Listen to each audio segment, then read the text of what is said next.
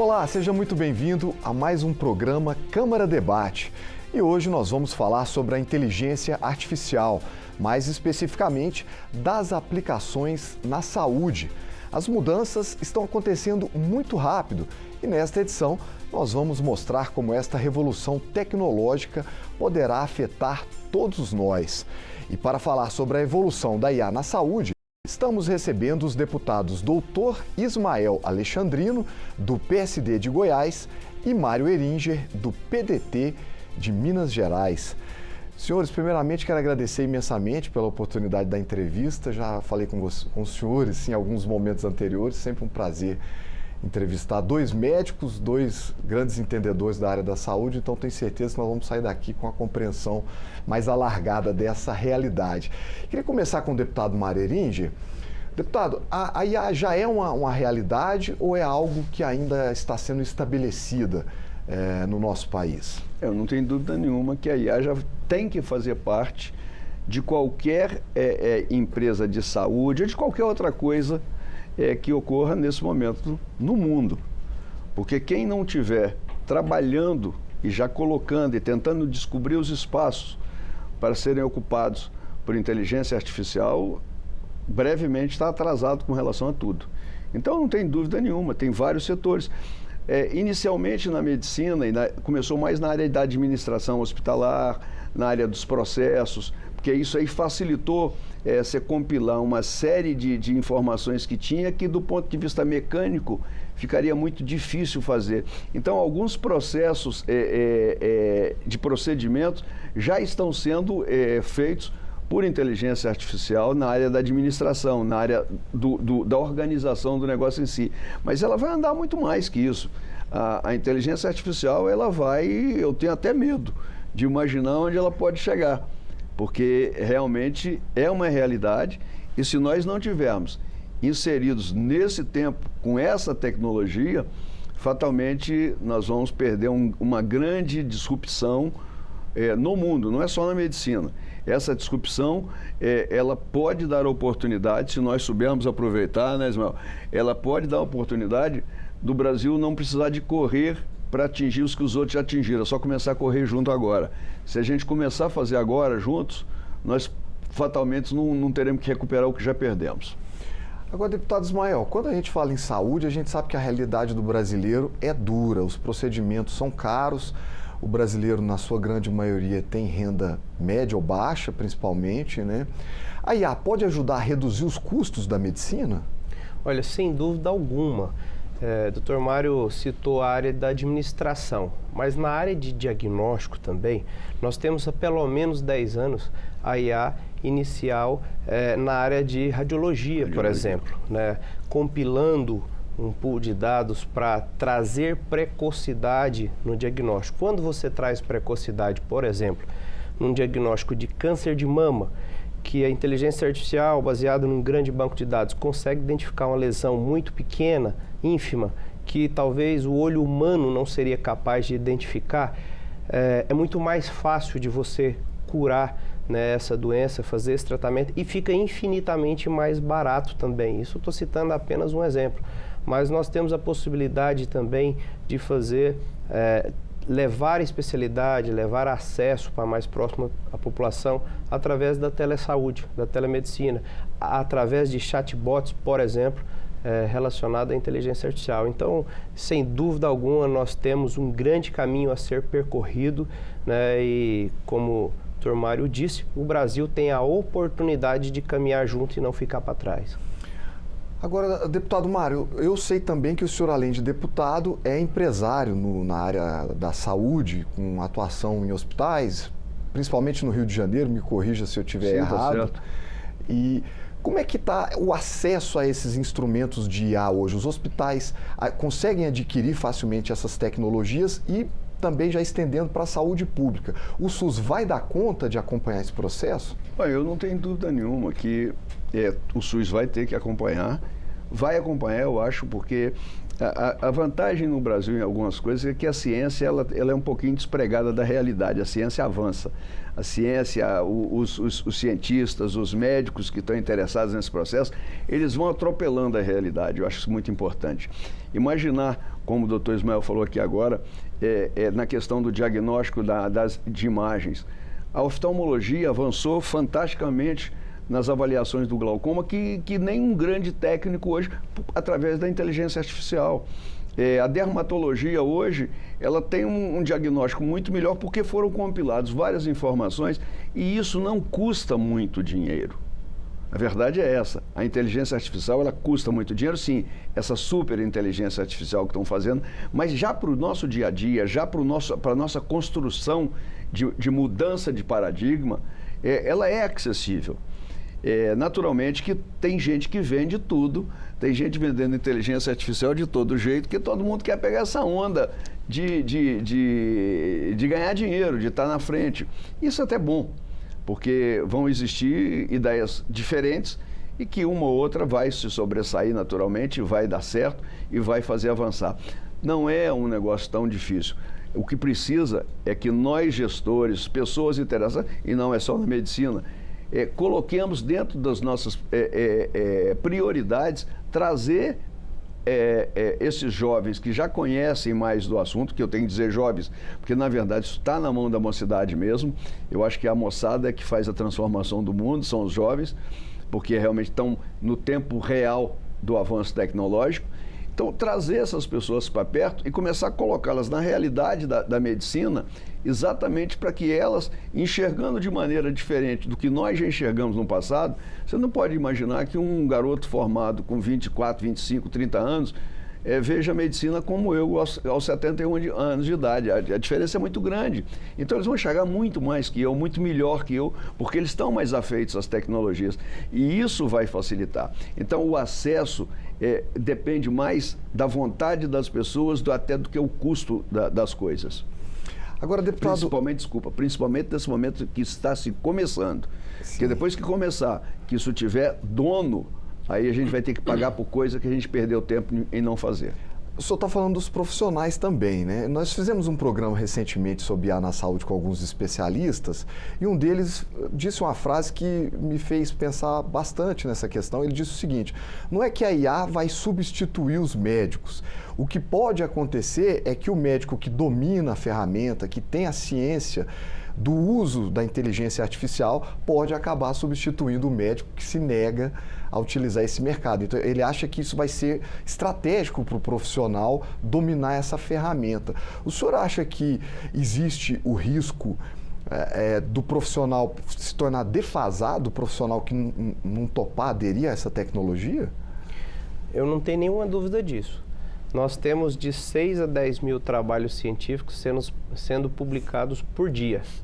Humanamente é impossível, mesmo um médico muito estudioso, né, agregar todo esse conhecimento, por mais que ele leia e estude bastante. A inteligência artificial consegue fazer isso, colocar num grande banco de dados e utilizar o que a gente chama de machine learning, né, que são as máquinas trabalhando em prol desse acúmulo de conhecimento, dessa compilação. Então, o médico que não... E hoje nós temos um agravante que é a formação médica, é uma formação deficitária. Muito. Né? Os alunos saem da faculdade muitas vezes sem o conhecimento básico. Agora, tem uma característica que, se o médico tiver um bom conhecimento e dominar a ferramenta, jamais ele será substituído, que é a condição humana. Se ele não perder a humanidade, ele não será substituído. Agora, se for considerar só caixinha de guardar conhecimento, eu não tenho dúvida que a IA superará os humanos, se já não supera. E sobre diagnóstico, quer dizer, o que a gente vai poder ver a IA fazendo? Eu sei que em alguns lugares já está em uso, inclusive, né? Pode aumentar a precisão de diagnósticos? A IA vai ler exames?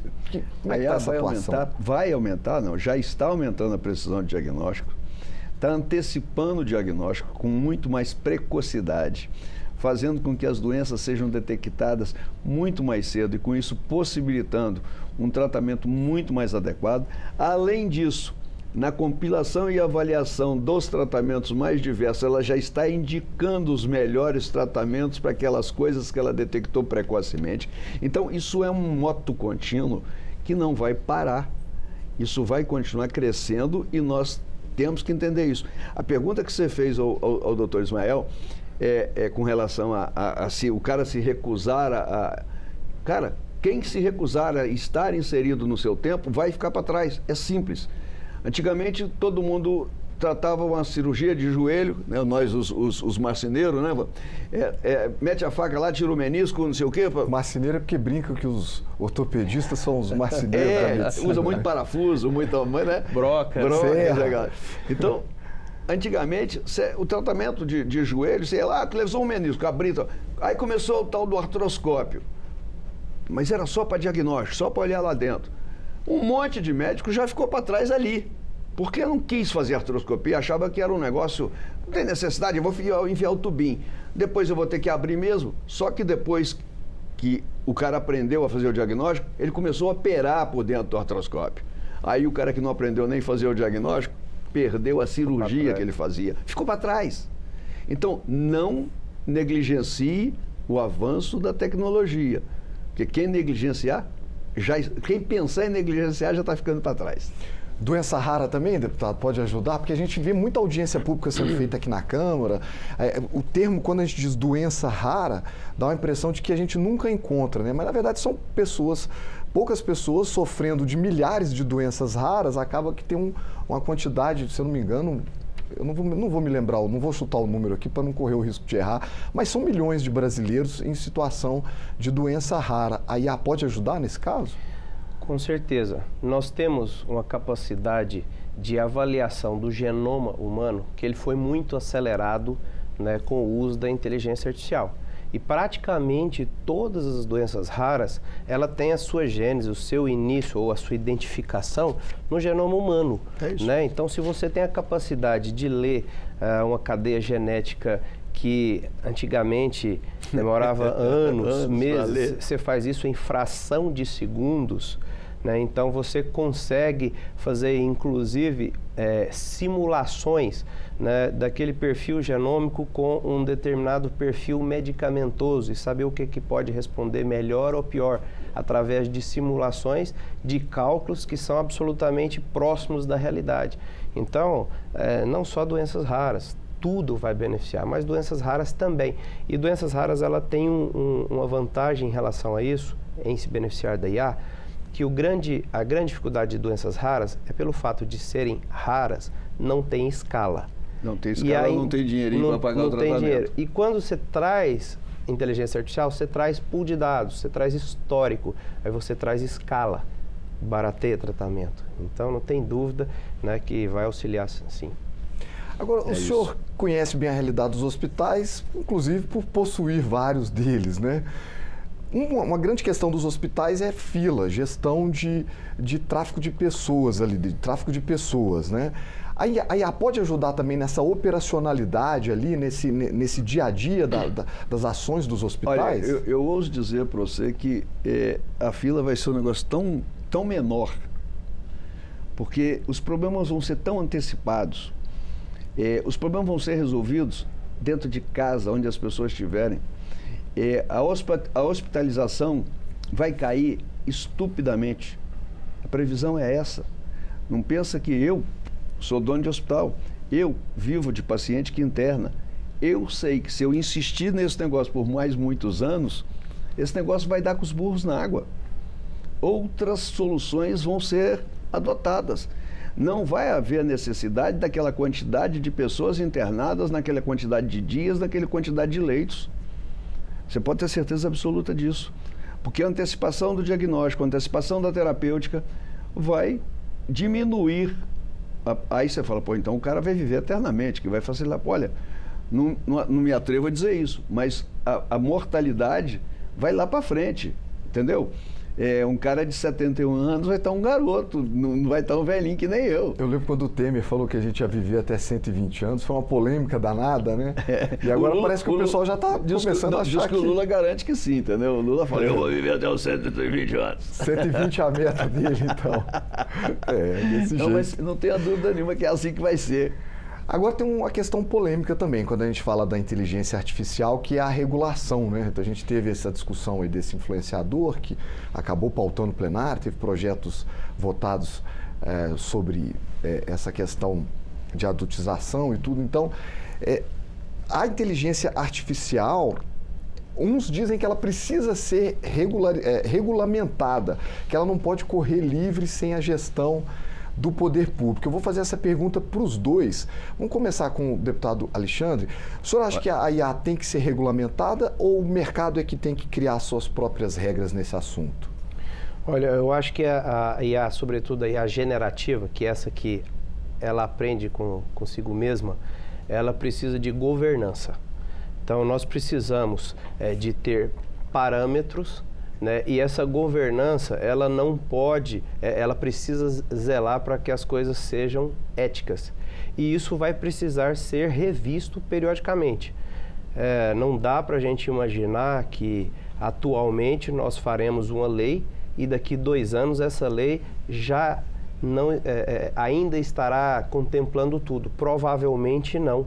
Surgirão novidades, a IA aprende consigo mesma, conosco, e nós aprenderemos com ela. De fato que eu não tenho nenhuma dúvida que a legislação que tiver, ela vai precisar de ser revista para preservar a governança e a ética, né, dentro de um contexto de sociedade, né, e vez ou outra o tema ser revisitado. O que o senhor pensa disso? A coisa mais clara que faz a gente entender que isso é muito necessário, exatamente o que o Ismael falou, é que a IA já aprendeu a mentir. É verdade. Eu vi uma reportagem essa semana que a IA tentou acessar um determinado aplicativo que pediu para ela a identificação de alguns caracteres, que eram caracteres disfórmicos, a morfologia deles completamente diferente, e a IA não conseguiu. Ela entrou num aplicativo pedindo para a pessoa ler para ela aquilo, porque ela não estava conseguindo. A pessoa respondeu assim: você é humano? Você não é um robô? Ela falou assim: não, eu sou um robô sim, eu sou um humano sim, eu só tenho um problema oftalmológico. Isso foi constatado que ela mentiu. Se a inteligência artificial já aprendeu a fazer o que nós fazemos bem, nós estamos lascados. Se não tiver uma governança muito boa, se não tiver um conceito ético muito bom dirigindo isso, se não entregarmos esses controles, porque também tem que ter, mas o controle tem que saber nas mãos de quem estarão esses controles. Terão que ser pessoas muito especiais, pessoas que tenham uma visão humana profunda, que não tenham intenção de ganhar dinheiro com isso, porque um negócio preocupante no meio de tudo isso é o dinheiro e o imediatismo, é o meu agora. Se a gente construir uma sociedade de longo prazo, com uma governança boa, conforme o Ismael falou, eu tenho certeza que a IA vai ser um espetáculo para todos nós. Agora, que a gente tem que temer, eu temo. Bom, falar sobre responsabilização também acho que é importante, né? Quando um médico comete algum abuso ou comete algum equívoco muito grave, ele é investigado, muitas vezes chega a ser punido, né? Agora, a inteligência artificial é uma coisa meio que intangível, uma coisa meio que você não vê, não enxerga bem. Como é que você vai responsabilizar? Quer dizer, vai ser necessário, eu vou perguntar para o deputado Ismael, vai ser necessário sempre ter uma mão humana por trás, uma supervisão humana nessas ações? Olha, como eu disse, por que a IA nos causa muita apreensão e ansiedade? Porque a maior parte dela está por vir, é desconhecido. Então, nesse momento inicial, quando ainda está incipiente, nos dá a impressão que a tomada de decisão final, ela é humana, a IA dá indicativos. Mas eu não tenho dúvidas que chegará um momento que ela tomará decisões, tal qual, por exemplo, os carros autônomos. Isso é feito por inteligência artificial.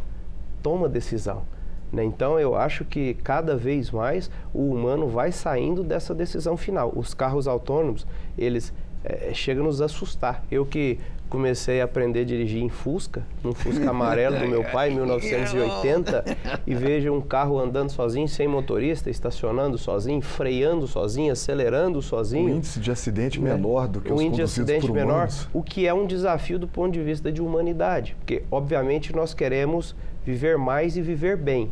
Só que isso, com o passar do tempo, vai agredindo o sistema de saúde também, porque a conta precisa fechar, né? Obviamente que a gente precisa lutar por melhor qualidade de vida e por longevidade, né? Mas nós precisamos, no caso do Dr. Mário, por exemplo, que tem uma rede de hospitais, ele precisará utilizar essa IA para otimizar custos para a conta fechar no final. Então, o grande desafio do nosso sistema único de saúde não é público de saúde, o privado faz parte desse sistema, Isso. o filantrópico faz parte desse sistema e precisa funcionar bem, é que ele é universal, integral e com equidade. Então, essa equação é difícil para você prover acesso de qualidade e a conta fechar no final do mês. Então, teremos grandes desafios, né, daqui em diante. Interessante essa evolução, né? Essa evolução da IA pode chegar nessa discussão da autonomia de forma cada vez mais forte. O senhor teme também que a IA possa se transformar num mecanismo autônomo? Cara, eu vou falar para vocês a verdade. Eu tenho medo. Estou falando sério. De quê? Medo de quê? Desconhecido, né, desconhecido. Quem tem juízo tem que ter medo. Porque a capacidade e a probabilidade das coisas acontecerem é muito grande. Juro para você, eu fiquei pensando...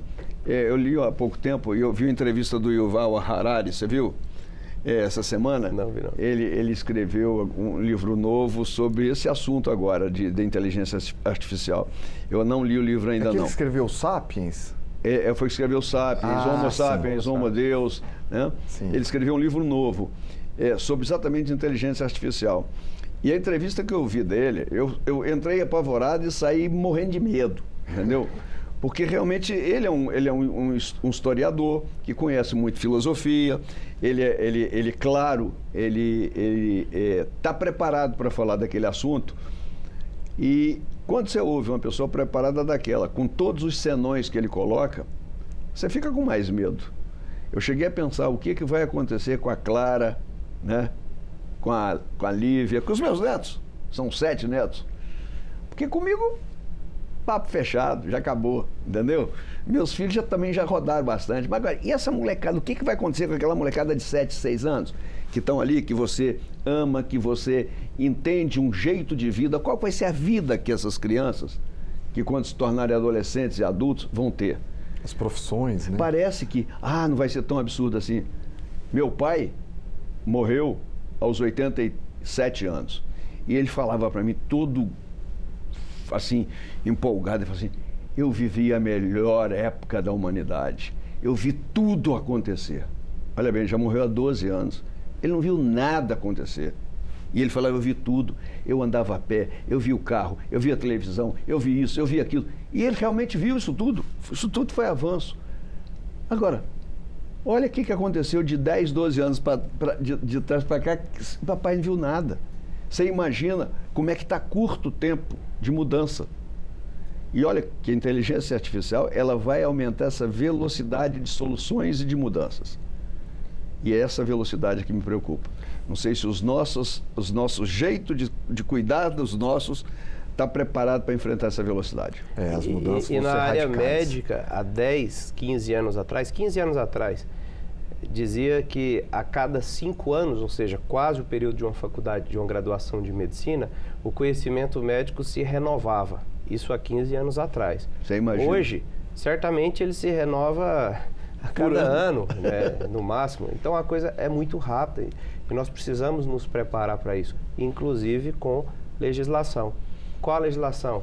Nós precisamos intensificar essa discussão para sermos responsáveis, humanos, éticos, mas não deixarmos de ser disruptivos, porque o tempo dessa mudança é agora. É isso aí. O senhor quer fazer alguma consideração final a respeito dos próximos passos? A consideração final que eu quero fazer é que hoje isso aqui foi um debate mais gostoso que eu fiz até hoje. Primeiro que eu conheci o Dr. Ismael aqui e soube que ele é um perito, um fenômeno atirando à distância. Ele é atirador esportivo. E outra que você vê esse jeito calmo que ele fala é exatamente o que faz ele fazer bem a profissão, o esporte dele. Porque o cara, para atirar nessa distância toda, tem que ser bom, né? Mas o mais importante é ver que é um jovem, para mim é um jovem, e que está exatamente pensando o que eu acho que um jovem tem que pensar. A disrupção é importante, nós temos que estar no meio dela e Deixa a vida me levar. Não deixar o bonde passar, né? Zeca Pagodinho neles. É verdade. Senhores, agradeço. Também gostei muito da discussão, deputado. Realmente muito interessante as análises. Muito obrigado aí pela entrevista mais uma vez. Foi um prazer, Tchelo. É isso aí. Bom, nosso programa está chegando ao final. Para você que nos acompanhou pela TV, muito obrigado pela sua audiência. Já para você que nos acompanhou pelo YouTube, aproveite também para se inscrever no canal da Câmara dos Deputados. Eu agradeço pelos nossos mais de 1.300.000 inscritos. Obrigado também pela sua companhia e até a próxima.